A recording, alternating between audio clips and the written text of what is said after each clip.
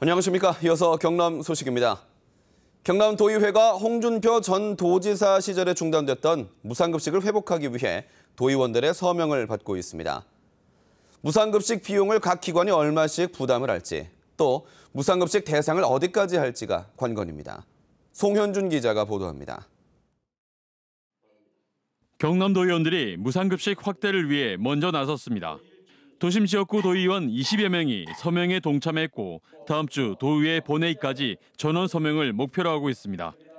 서명을 받은 뒤에 본회의 5분 발언을 통해 도청과 교육청에 무상급식 확대를 요구할 계획입니다.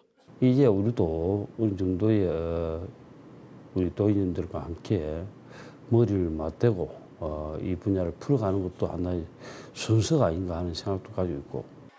현재 경남은 저소득층 자녀와 초등학교, 읍면 지역 중학교까지 무상급식을 실시하고 있는데 도심 지역 중학교까지 확대하자는 겁니다. 중학교 전면 무상급식을 하지 않고 있는 곳은 경남을 비롯해 대구와 대전, 울산, 경북 등 5개 광역자치단체. 동지역 중학교까지 확대하면 5만 9,100여 명이 혜택을 받게 됩니다. 비용은 약 270억 원이 더 들 것으로 전망됩니다. 이에 대해 경상남도는 시군의 부담이 발생하는 만큼 검토가 필요하다며 신중한 입장이고 도교육청은 교육협력관을 통해 도청과 협의한다는 방침입니다. 하지만 일부 도의원들이 소득 수준에 관계없이 무상급식을 확대하는 데 반대 의견을 갖고 있고 농촌 지역 도의원들의 추가 지원 요구도 무시할 수 없습니다. 하지만 무상급식 비용 부담을 어떻게 할지 그리고 범위를 어디까지 할지는 앞으로 풀어야 할 과제로 남아 있습니다. KBS 뉴스 송현준입니다. 비행 청소년들에게 따뜻한 관심을 가져줄 대안가정으로 청소년 회복쉼터가 있습니다. 빠른 사회 적응과 재범률 하락 등 뛰어난 효과에도 불구하고 지원을 제대로 받지 못해왔는데요. 지역의 기관과 기업들이 잇따라 발벗고 나섰습니다. 보도에 박상현 기자입니다. 7년째 보호관찰 소년을 돌보는 한 청소년 회복센터입니다. 거의 최저생활비 수준의 지원에 늘 경제적으로 빠듯한 데다 학업 중단 청소년이 많아 하루 일과를 어떻게 보낼지도 고민입니다. 그 다양한 경험 부분에 있어서 좀 어떤 사회기관과의 연계가 되어서 좀 프로그램 지원이라든지 이런 부분이 조금 더 좀 적극적으로 체계적으로 이루어졌으면 하는 그런 바람입니다. 이런 문제 해결에 지역 기관과 기업이 나섰습니다. 프로축구단인 경남FC는 청소년에게 축구를 가르치고 홈 경기에 초대하기로 했습니다. 보호 청소년들이 스포츠를 통해 가지고 즉 축구를 통해 가지고 자기를 성찰하는 기회가 돼서 다시 사회에 와서 정상적인 활동을 해줬으면 하는 그런 바람입니다. 또 LG전자 창원공장은 청소년들에게 농구 강습과 프로농구 경기 관람, 공장 견학 등의 사회 체험 기회를 제공하고 회복센터에 가전기기를 지원하기로 했습니다. 일탈과 방황으로부터 보호가 충분히 이루어져 청소년이 건전한 사회 구성원으로 성장해 나가는 데 큰 도움이 되는 효과를 기대할 수 있습니다. 지난해 전국 보호관찰 청소년의 재범률은 12.3%, 회복센터가 활성화된 창원 관내 재범률은 8.1%로 회복센터의 효과가 입증된 만큼 이 같은 지역 사회의 지원은 회복센터와 보호 청소년들에게 큰 도움이 될 것으로 보입니다. KBS 뉴스 박상현입니다. 하동군의회가 비리 혐의로 실형을 선고받은 군의원을 행정사무감사 위원장으로 선출해 물의를 빚고 있습니다. 지난 13일부터 열리고 있는 하동군 행정사무감사 위원장에 선출된 김모 의원은 업무상 횡령 등의 혐의로 기소돼 최근 1심 공판에서 의원직 상실형에 해당하는 징역 1년 6월에 집행유예 2년을 선고받았습니다. 이에 대해 하동참여자치연대는 의원들이 제 식구 감싸기에 나서고 있다며 해당 의원을 윤리위원회에 제소해야 한다고 주장했습니다. 번데기와 메뚜기 등 어르신들의 어린 시절에 한 번쯤은 먹어봤을 곤충들, 지금은 미래 식량으로 주목을 받고 있는데요. 아직 대중화되지는 못했습니다. 이에 거부감을 없애기 위해 식용곤충을 이용한 한식 요리 경연대회가 열렸습니다. 최세진 기자의 보도입니다. 향토 음식을 만들며 저마다 요리 솜씨를 뽐냅니다. 다양한 메뉴에 반드시 넣어야 할 식재료가 있습니다. 바로 식용곤충인 쌍별 귀뚜라미와 갈색 거저리 애벌레입니다. 식용곤충에 대한 거부감을 없애고 대중화를 위해 열린 요리 경연대회입니다.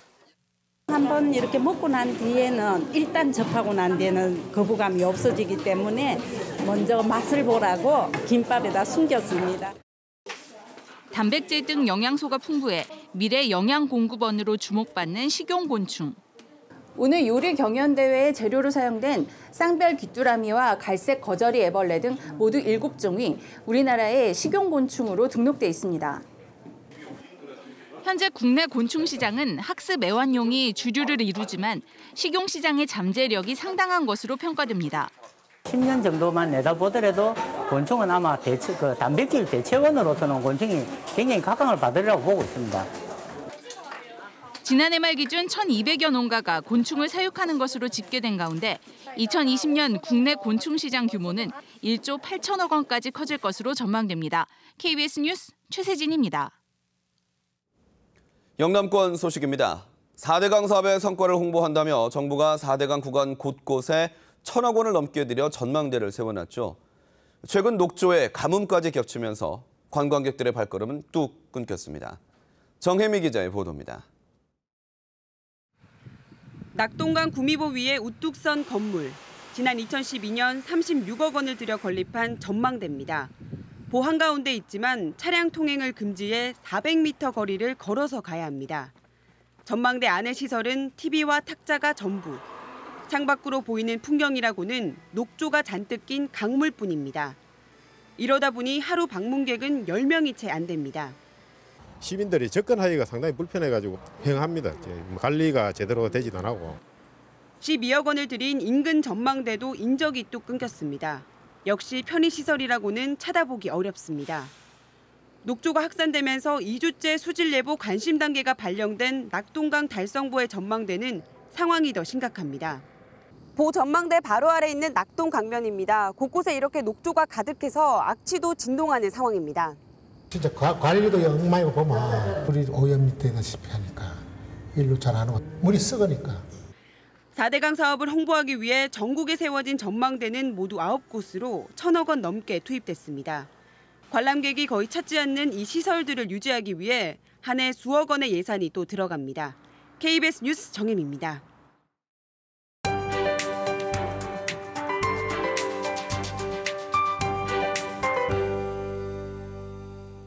어느덧 일주일째 불볕더위가 이어지고 있습니다. 오늘도 예외는 아니겠는데요. 한낮 기온 33도까지 오르는 지역이 더 많아지면서 폭염주의보도 더 많은 지역으로 확대되겠습니다. 기나긴 더위로 몸이 많이 지치셨을 텐데요. 물을 자주 마시고 충분한 휴식을 취해주는 등 건강관리 잘 하셔야겠습니다. 그래도 다행히 더위의 끝이 보입니다. 내일까지만 견디시면 되겠는데요. 경남 지방은 주말인 일요일부터 비가 내리면서 낮 기온 25도 안팎으로 내려가겠습니다. 오늘도 서해상에 위치한 고기압의 영향으로 전국이 대체로 맑겠습니다. 현재 경남 지방에는 높은 구름이 약간 지나고 있고요. 남해안을 중심으로는 옅은 안개도 끼어 있습니다. 현재 기온은 동부 지역이 20도 안팎으로 어제와 비슷합니다. 한낮에는 내륙을 중심으로 폭염 수준인 33도까지 오르겠습니다.